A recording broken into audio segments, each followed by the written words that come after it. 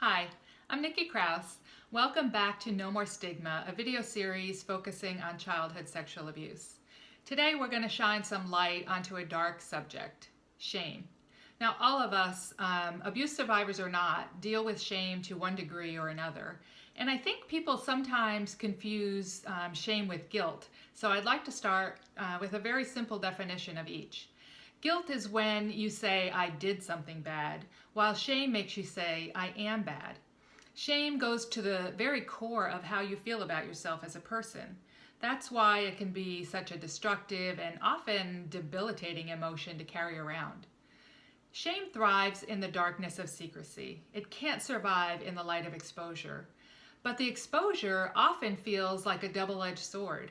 In order to overcome shame and find freedom, it's necessary to shine light on whatever it is that's causing the shame. And for us as survivors, that's having been sexually abused.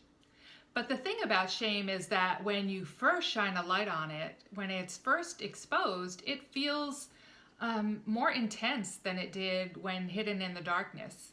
It feels, well, more shameful. This is a completely normal reaction and feeling to have.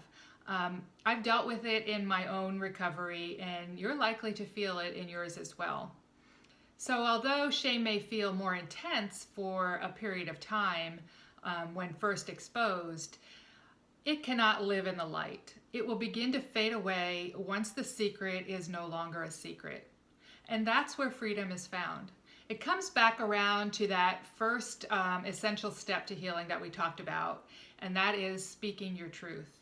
Freedom from shame comes with shining a light into the darkness of secrecy. I found that freedom, and you can too. There's a lot to say about shame, so if you'd like to talk more about it, please leave a comment or a question. Up next week, we're going to dive into denial. I'm looking forward to chatting with you then. Have a great week.